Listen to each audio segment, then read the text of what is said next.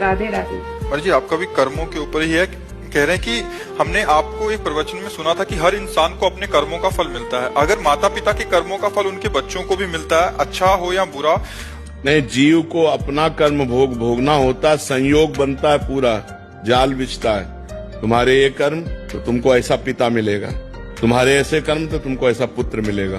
वो कर्म का पूरा विधान मिलाया जाता है और पूरा परिवार बनता है उस जाल में। ये माँ है, ये बहन है, ये भाई है, ये पिता है, ये रिश्ता है, ये नाता है। जिसको जितना भोग भोगना है उतना उसको दुख भोगना पड़ेगा।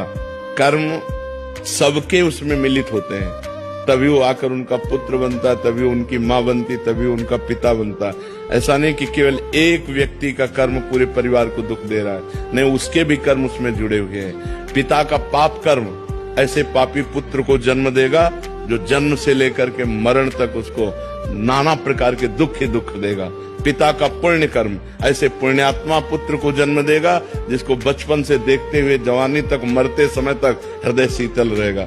सब कर्मों का जाल बिछा हुआ है उसी में। अब हम जा रहे हैं, हमारा कोई दुश्मन नहीं, लेकिन जरा सा धक्का लगा जब झगड़ा शुरू, तो वो जो धक्का लगा कांधे को हमारे कर्म ने किया, पूर्व के कर्म ने ऐसे धक्का लगवा दिया और उसने लड़ाई कर दी, क्योंकि उसके द्वारा पिटना था, इसलिए ऐसा संयोग बन गया। कर्मों का बड़ा सूक्ष्म स्वरूप है, उसका निर्णय करना बहुत कठिन है, वो तो केवल भगवान ही जानते हैं।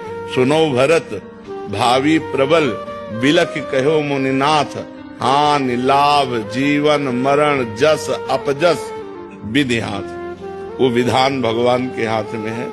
जब जहां जीव का जैसा कर्म होता है उसको भोगना पड़ता है, और एक कर्म के साथ बहुत से कर्म जुड़े हुए होते हैं। माता का कर्म, पिता का कर्म, भाई का कर्म, बहन का कर्म। तो अब एक ने गलती की और सबको दुखी होना पड़ा, उनको अपने अपने कर्मों का फल भोगना पड़ रहा है, क्योंकि वो ऐसा ही कर्म करेगा कि पूरा परिवार जले।